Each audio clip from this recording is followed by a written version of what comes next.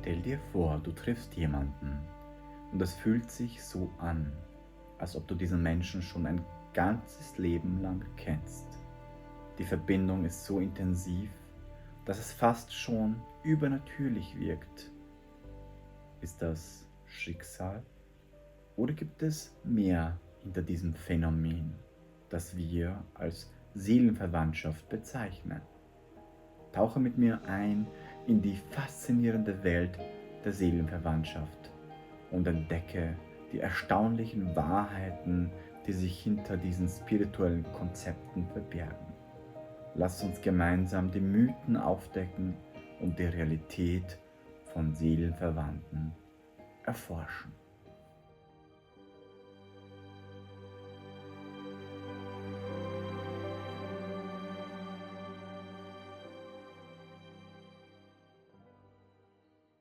Schön, dass du eingeschaltet hast bei diesem Video, mein lieber Seelenverwandter oder Seelenverwandte. Ist es nicht so, dass wir alle irgendwie nach einer Art magischen Verbindung suchen? Und das ist der Grund, warum du auf dieses Video geklickt hast im Unterbewussten. Und ich möchte mit dir heute in diese ganzen Themen eintauchen: Dualseelen, Zwillingsflammen, was es da noch alles gibt. Lassen wir uns das Ganze gar nicht kompliziert werden. Da könnte man sogar eine eigene Dating-App machen über solche Sachen. Ne? Wäre vielleicht eine Marktlücke. Auf jeden Fall, wenn wir uns das Ganze anschauen, geht es bei vielen um das Thema Partner finden, um das Thema Freundschaft. Und wir kennen das alle. Du hast sicher mal einen Menschen kennengelernt und von der ersten Minute oder von der ersten Moment an hat sich das für dich so angefühlt, als ob du die Person Ewigkeiten kennst, ja. Und andere Menschen lernst du kennen und du hast auf mal eine Distanz da und du lernst sie dann erst kennen, ja.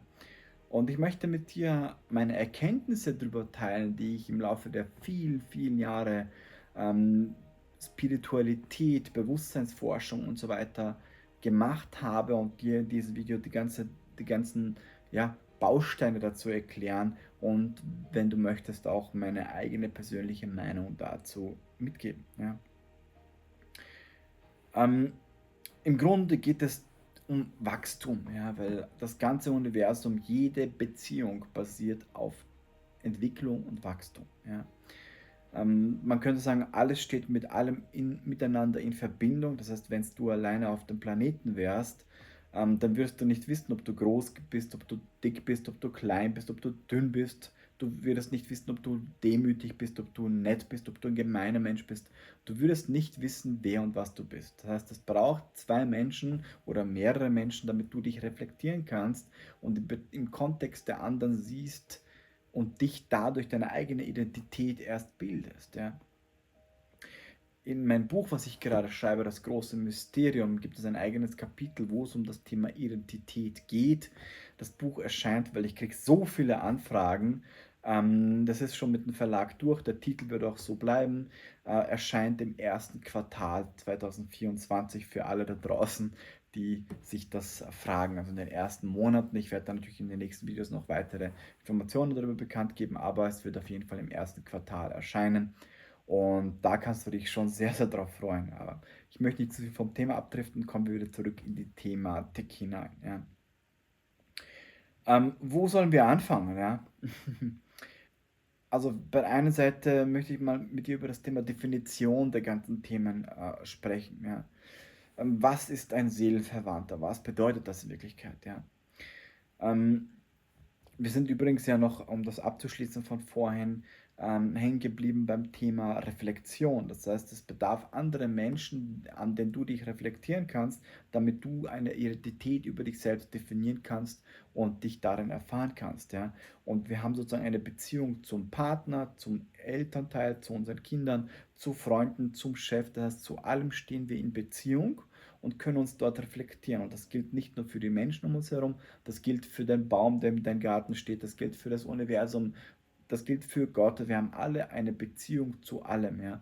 Und das ganze Universum ist im Grunde eine Beziehung und wir Menschen sind Meister im Etikettieren, also wir lieben es, irgendwelchen Dingen, ob das Beziehungen sind, was auch immer, ein Etikett zu geben und einen Namen zu geben. Und deswegen sind diese ganzen Bezeichnungen, ob das Dualseele ist, Zwillingsflamme oder was es da auch immer noch alles gibt, im Grunde nur Etiketten von Menschen erschaffen, damit man einem Gefühl oder einer Art Beziehung einen Namen zuweisen kann. Ja. Das heißt, Seelenverwandte sind oft als zwei Individuen dargestellt, also ich habe mir das ein bisschen aufgeschrieben noch, die eine tiefe, fast telepathische Verbindung zueinander haben. Sie sind sozusagen in zwei Hälften, die zusammen ein Ganzes bilden. Ja, also das nennt man Seelenverwandte. Die Verbindung geht aber weit über eine physische Anziehung hinaus und über gemeinsame Interessen oder die tiefe Essenz des Seins, die man dort berührt. Das nennt man so Seelenverwandte. Ja.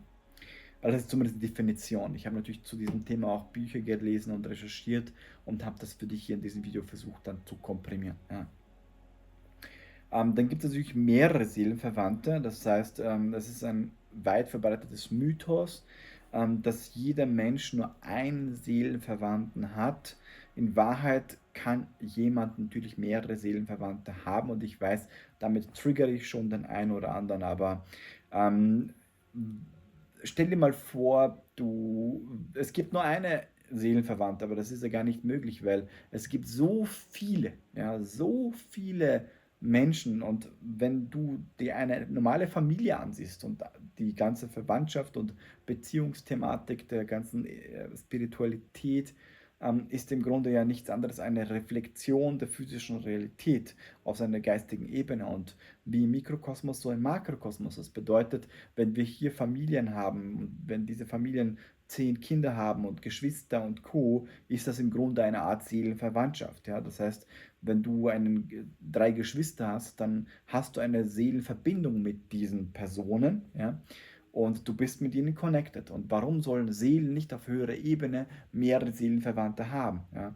Also das heißt, das ist auf jeden Fall ein Mythos und es ist möglich, dass man verschiedene Arten von Seelenverwandtschaften trifft. Das ist sowas ähnliches wie meine Cousine, mein Bruder, ersten Grades, zweiten Grades, dritten Grades, wie auch immer. Irgendwie ist man miteinander verflochten. Wie viele Inkarnationen hat man mit wem gehabt und wie viel hat man gemeinsam erlebt? Was für eine Verbindung hat man aufgebaut? Das gehört alles irgendwie dazu. Ja? Also, es ist möglich, auf verschiedene Arten von Seelenverwandten zu treffen, die unterschiedlichen Phasen des Lebens zu uns kommen und unterschiedliche Lektionen uns lehren. Ja? Dann muss man auch sagen, dass Seelenverwandtschaft nicht immer etwas Romantisches bedeutet, sondern das ist natürlich eine populäre Vorstellung, dass man Seelenverwandte trifft und dass ein romantischer Partner wird. Das ist, glaube ich, geprägt von den ganzen Filmen, die wir in der Kindheit gesehen haben. Natürlich kann das passieren, keine Frage, hat man auch der ein oder andere natürlich schon erlebt, aber eine wahre seelische Verwandtschaft geht mehr über die Tiefe der Verbindung und weniger über die Art der Verbindung. Ja. Und somit ist Seelenverwandtschaft keine Garantie für eine problemlose Beziehung. Ja. Oft kommen Seelenverwandte, um dir etwas beizubringen, dass du zum Beispiel ehrlicher wirst im Leben oder etwas integrierst oder sparsamer wirst und so weiter, was oft auch mit viel Drama zu tun haben kann. Ja. Also sie werden oft als perfekte Paare dargestellt, erleben sie ebenso Konflikte und Herausforderungen wie in jeder anderen Beziehung. Die tiefe Verbindung zwischen ihnen kann jedoch zu intensiveren Gefühlen führen, sowohl positiv wie auch als negativ. Ja. Was aber der riesengroße Vorteil an so einer Beziehung ist, es fördert massiv den Wachstum der eigenen Persönlichkeit. Ja. Ähm, Das ist sozusagen ein Spiegel, der dir helfen kann, das Beste aus dir selbst herauszuholen, dich zu reflektieren, deine eigenen Probleme, Muster, Trigger und so weiter zu sehen und daran zu wachsen und gemeinsam daran zu arbeiten. Da empfehle ich dir, falls du dich damit konfrontiert bist, ein Video von mir und das nennt sich die 12, also das Video heißt auf YouTube, so wirst du manipuliert, die 12 Phasen ähm, der eigenen Programme, die dich steuern und lenken. Schau es dir auf jeden Fall an. Ich verlinke es dir am Ende des Videos. Sehr, sehr spannendes Video. Zum nächsten Punkt ist das Thema energetische Verbindungen. Und zwar Seelenverwandte haben oft eine starke energetische Verbindung, die weit über Entfernungen hinausgeht. Man träumt oft gemeinsam miteinander. Es ist so, wie wenn man auf derselben Frequenz schwingt oder in derselben Resonanz ist. So ähnlich wie bei Zwillingen. Und das kann ich bestätigen, denn ich habe selber einen Zwilling. Und wenn mein linker Zahn unten zum Beispiel wehtut und ich rufe meinen Bruder an, dann sagt er mir, dass er gerade gestern im Krankenhaus war und sein linker Zahn oder beim Arzt oder so und so weiter ist passiert. Ja. Oder ich träume fast jede Nacht von meinem Zwillingsbruder. Also das ist unglaublich. Und da stimmt auf jeden Fall, dass man Zwillinge eine sehr, sehr intensive Verbindung miteinander hat. Ja. Die typischen und ich werde dann später gleich in die ganzen Varianten eintauchen, was es da noch alles gibt. Auf jeden Fall die Erkennungszeichen eines Seelenverwandten sind, das ist ein Gefühl eines Vertrautseins, einer tiefen emotionalen Verbindung, einer Art synchronisierte Gedanken, Gefühle von Vollständigkeit, man fühlt sich angekommen, gesehen. Es ist fast so, als ob man diese Person schon seit Ewigkeiten kennt. Ja. Ähm, und jetzt ist die Frage, vorbestimmt oder freier Wille? Ja? Auch wenn manche Menschen an die Vorbestimmung glauben, dass sie ihren Seelenverwandten begegnen werden, spielt der freie Wille natürlich eine sehr große Rolle in unseren Beziehungen. Ja? Also es liegt immer noch an uns, ob wir diese Verbindung erkennen und pflegen oder nicht. Ja? Und eine Sache, die natürlich in der Thematik ein riesengroßes Thema ist das Thema Loslassen. Ja? Und Loslassen kann auf jeden Fall notwendig sein. Vor allem, wenn man jemanden trifft, wo man eine sehr intensive Beziehung oder Gefühle erlebt hat, dann kann es durchaus sein, dass man dann daran festhält und dass man eine normale Beziehung oder jemanden, der wirklich besser für dich geeignet wäre, dann nicht mehr annimmt oder nicht mehr zulässt oder ranlässt, weil man eben dieses Gefühl misst, was man bei der Person gehabt hat. Ja. Obwohl diese Person eigentlich überhaupt nicht zu dir passt, weil sie in dein Leben gekommen ist, weil sie dir einfach etwas beibringen soll. Und zwar vielleicht das Thema Loslassen. Ja.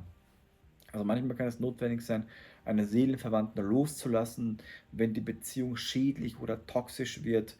Liebe sollte heilend sein, aus meiner Sicht, und stärkend, nicht schmerzhaft oder zerstörerisch. Ja. Und ich muss hier gleich eine Sache einhaken. Ich, Da ich ja selber Influencer bin und eine große Reichweite habe, ich habe locker 5 Personen mindestens, die glauben, dass ich ihr Seelenverwandter bin, die mich stalken und keine Ahnung was. Das ist schon unglaublich. Und da finde ich es einfach extrem, dass diejenigen, die sowas glauben, dass, dass man eine Dualseele hat und es gibt nur eine und wenn man mit der Person nicht zusammenkommt, dann bricht die Welt zusammen, muss ich mal selbst dort die Frage stellen, wenn es nur eine Dualseele gibt, ja, dann muss man sich selber nur die Frage stellen, will diese andere angebliche Dualseele etwas von dir? Weil wenn sie deine Dualseele ist, ja, dann würde sie das ja selber erkennen und würde selber direkt in Kontakt gehen und dann wäre alles schon prima. Ja? Ähm, und viele laufen jahrelang eine Dualseele nach und diese Dualseele will nichts von dir. Und es passt auch gar nicht. Ja? Und nichts passt. Ja? Aber der eine erkennt das nicht, weil er halt in ein Gedankenkonzept von einem spirituellen, esoterischen Muster gefangen ist und da nicht mehr rauskommt. Ähnlich wie bei einer Religion, wo man dann in diesen Glaubenssystem reinfällt und dann sich an eine Person anhaftet wie so eine Zecke und dann jahrelang damit zu kämpfen hat. Und in Wirklichkeit geht es darum, einfach loslassen zu lernen. Ja? Ich sage das nur, weil ich jetzt selber sehr viele habe, die glauben, dass ich ihre Dualseele bin und das werden dann zu Stalkern und keine Ahnung. Es ist echt crazy, was da abgehen kann, wenn man in so ein Gedankensystem gefangen ist. Ja? Dass es mal gesagt ist. Ja? Deswegen ist Loslassen vielleicht etwas, was man lernen sollte. Es kann sehr schmerzhaft sein oder zerstörerisch und kann dich blockieren, auf deine eigene Zeitlinie zu kommen. Ja? Und natürlich geht es auch viel um das Thema Selbstliebe, Seelenliebe. Das ist sozusagen das Wichtigste in der Reise der Seelenverwandtschaft, ist Selbstliebe, Selbstverwirklichung. Man kann keinen anderen vollständig lieben oder sich mit einem anderen so verbinden, wenn man sich nicht selbst gefunden hat, wenn man keine Abhängigkeit braucht, wenn man keinen anderen braucht. Das heißt, es geht, ich sage mal, meine eigene Erfahrung ist es, erst wenn du sagst, ich brauche niemanden, ja, ich brauche niemanden in meinem Leben und ich bin komplett zufrieden mit mir selbst, dann bist du bereit, dass die Seelenverwandtschaft in dein Leben kommt. Ja? Und das kenne ich nicht nur von mir so, sondern das kenne ich von sehr, sehr vielen Menschen, die dann später jahrelange wundervolle Beziehungen hatten, die gesagt haben, ich habe die Person erst kennengelernt, als ich gesagt habe, ich brauche niemanden. Aber nicht nur gesagt, sondern wirklich komplett das Leben darauf ausgerichtet. Ja? Und das möchte ich mit dir ein kleines Experiment machen. Ja? Und zwar, geh in die Kommentare runter und sage mir, was du selber über Seelenverwandte denkst. Ja? Glaubst du daran? Glaubst du an Dualseelen? Glaubst du an Zwillingsflammen? Was ist deine persönliche Meinung? Oder sagst du, du hast deine Seelenverwandtschaft schon gefunden, deine Dualseele, deine Zwillingsflamme oder wie auch immer? Oder denkst du, das Ganze ist nur Hokuspokus, das ist nur esoterisches ein Gespinst? Ich bin wirklich gespannt auf deine Meinung. Also pausiere das Video, schreib es unten rein. Bitte, bitte tu mir diesen Gefallen. Ich bin sehr, sehr neugierig. Ich werde das auf jeden Fall durchlesen. Und du wirst mich maßgeblich damit unterstützen, mit deinen Kommentaren, mit deinem Like auch dazu, deinen Kanal wieder aufzubauen, zu forcieren, damit wir das ganze Thema Bewusstsein in die breite Masse bekommen. Also drück auf Pause, schreib mir unten deine Meinung rein und wir sehen uns gleich wieder. So, dann starten wir mit den 4 verschiedenen Definitionen, was es da alles gibt. Auf der einen Seite haben wir das Thema Dualseelen. Ja. In der spirituellen Gemeinschaft werden Dualseelen oft als 2 Seelen dargestellt, die ursprünglich eines waren und sich dann in 2 Hälften geteilt haben. Diese Seelen suchen nach ihrer anderen Hälfte, also eine Art Mangelexistenz dahinter und streben danach wieder eins zu werden. Ja. Diese Begegnung soll oft intensive Emotionen haben und eine tiefe spirituelle Wachstumsprozesse auslösen. Ja. Für viele ist das ein Höllenprozess. Ja. Und für viele ist es sozusagen, ja, man ist oft gefangen in einem eigenen Loch und man befreit sich erst, wenn man loslässt von Konzepten und wenn man loslässt von einem Mangeldenken, weil es in Wirklichkeit sagt, dass du nicht mit dir selbst sein kannst, sondern dass du jemanden brauchst und erst dann bist du voll. Man sagt so schön, ein Glas, was halb leer ist oder halb voll ist und ein anderes Glas braucht, welches dann dein eigenes Glas füllt, kann keine vollkommene Beziehung darstellen, sondern es bedarf erst 2 volle Gläser, die beide sagen, ich bin genug mit mir selbst, ich brauche niemanden. Und wenn jemand dazukommt, dann kann ich das potenzieren, was in Synchronizität mit mir geht. Aber wenn jemand sagt, ich brauche dich, damit ich sein kann, dann kann das schon, dann kann das nur auf Trigger und auf Mangel und auf Probleme in der Beziehung führen. Und deswegen ist es wichtig, dass du darauf Acht nimmst. Ja. Das nächste ist das Thema Zwillingsflammen. Ja. Das ist ein Konzept, das eng mit der Dualseelen verbunden ist. Zwillingsflammen ist sozusagen ein Spiegel unserer Seele und reflektiert die dunklen und die hellen Teile unserer selbst.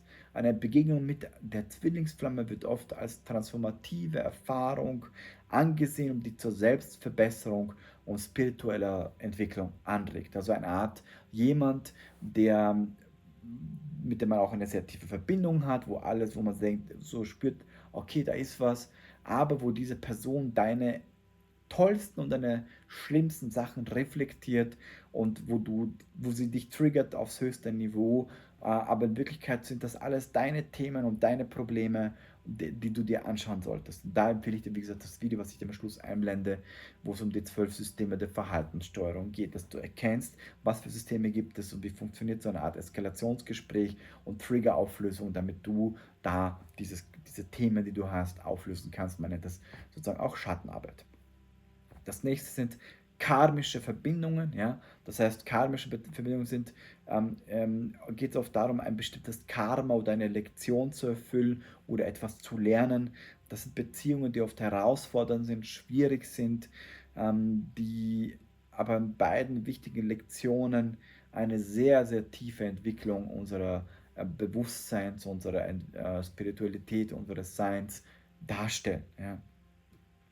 Dann gibt es natürlich das Thema Seelenfamilie und Seelengruppe. Da empfehle ich dir die Bücher von Varda Haselmann. Sie channelt dort die Quelle und dort geht es in ihrer kompletten Arbeit um diese Thematik Seelenfamilien. Sehr, sehr spannendes Buch. Da gibt es auch ein Buch Alte Seelen, Neue Seelen, Seelenwaage und so. Sehr, sehr tolle Bücher. Ich habe die gelesen. Kann ich auf jeden Fall aufs Wärmste empfehlen. Und also liest es durch, sehr, sehr spannende Thematiken, wie sie auch das Ganze erklärt. Wundervoll, wundervolle Bücher. Ja. Das sind oft Seelengruppen, bestehend aus Seelen, die im Laufe der Zeit sich wieder begegnen. Sie kommen zusammen, um einander bei ihrer spirituellen Entwicklung zu unterstützen. Ja. Und ich glaube auf jeden Fall daran, weil ich glaube, dass das Thema Seelen nichts anderes ist als wie hier. Wir haben hier Familien, Freunde, Gruppen, Gemeinschaften, Onkel und Co., Verwandte ersten, zweiten, dritten, vierten Grades, verschiedene Konstellationen. Und wenn es das hier gibt, warum soll es das nicht im Jenseits geben mit Seelen selber? Weil die Seelen sind im Grunde nichts anderes wie ein Ausdruck unserer eigenen Seins. Und wenn wir hier Verwandtschaft haben und Freunde und Co., warum sollten das die Seelen nicht haben? Deswegen kann ich mir durchaus vorstellen, dass wir hier auf der Erde auch auf Seelenverwandte treffen, mit denen zusammenarbeiten, vielleicht die Arbeitskollegen, wie auch immer, und gemeinsam hier wirken. Nächstes Thema ist Seelenpartner. Ja? Das ist sozusagen jemand, der perfekt zu dir passt, mit dem du eine tiefe, bedeutungsvolle Beziehung lebst. Dieser Begriff bezieht sich nicht nur auf eine romantische Beziehung, sondern kann auch Freundschaften haben oder eine familiäre Bindung umfassen. Ja? Und schlussendlich dann Lebensabschnittspartner. Ja? Das sind Menschen, die für eine bestimmte Phase in dein Leben kommen und sie dienen dich in diese Phase vielleicht aus ein Loch rauszuholen, aus einer Depression rauszuholen, vielleicht dir etwas beizubringen. Es geht immer um Wachstum und Entwicklung und ähm, sie fühlen auf jeden Fall, sie spüren eine sehr große Rolle in deinem Leben und oft sind das ähm, Partner, die man zum gewissen Abschnitt hat und dann gibt es auch eben Verwandtschaften, die man bis zum Tod dann tiefe, innige Freundschaft hat. Ja. Wichtig ist, dass es bei den ganzen Begriffen um eine Definition von verschiedenen spirituellen Gemeinschaften geht. Das heißt, es wird immer unterschiedlich interpretiert und kann auch unterschiedlich genutzt werden. Und am Ende des Tages sind es, ob man will oder nicht, einfach nur Konzepte, wie ich am Anfang gesagt habe, die dazu dienen, etwas schwer Fassbares in Natur des menschlichen Bewusstseins, ähm, was das Thema Beziehungen angeht, einfach zu verstehen, um dem Ganzen, wie gesagt, ein Etikett einfach zu geben. Ja. Das Video kann ja so eine kleine Art Leitfaden sein, damit du einfach verstehst. Und das Ganze solltest du auch wissen, dass es einfach nur Wahrheiten sind, die individuell sind, wo jeder seine eigene hat. Doch ganz gleich, wie du zu diesem Thema stehst, und da freue ich mich auf deine Kommentare. Es geht nicht immer nur um romantische Beziehungen, sondern um Freundschaften, familiäre Bindungen, Beziehungen zu dir selbst, zur Natur und letztendlich stehen wir alle miteinander in Beziehungen. Ja? Und mich würde auch interessieren, wie findest du die Beziehung zwischen mir und dir? Ja? Schreib es mir in deinen Kommentaren rein, das würde mich so sehr interessieren, was für eine Beziehung du zu mir fühlst. Das wäre der Oberhammer, wenn du mir das schreibst. Das würde eine tolle Reflexionsfläche geben und ich werde das durchlesen und vielleicht dir auch antworten. Da freue ich mich mega auf das, was du fühlst. Ähm, ein super tolles Experiment und wenn dir dieses Video gefallen hat, die Mühe, die ich mir gegeben habe, dann schreib mir eben dieses Kommentar, unterstütze meine Arbeit damit, gib mir ein Like, teile das Video an deine Freunde und ich freue mich mega, dass ich ein Teil deiner spirituellen Entwicklung sein kann, dass ich mit meinem Wesen, mit meiner Art, mit meinem Sein dich unterstützen kann, mit Wissen unterstützen kann und freue mich schon sehr, dich im nächsten Video wiederzusehen. Es wird sehr, sehr spannend. Im nächsten Video wird es um das Thema Wiedergeburt gehen. Da werden wir uns das Thema anschauen, was es mit früherem Leben auf sich hat. Also freu dich drauf und bis bald.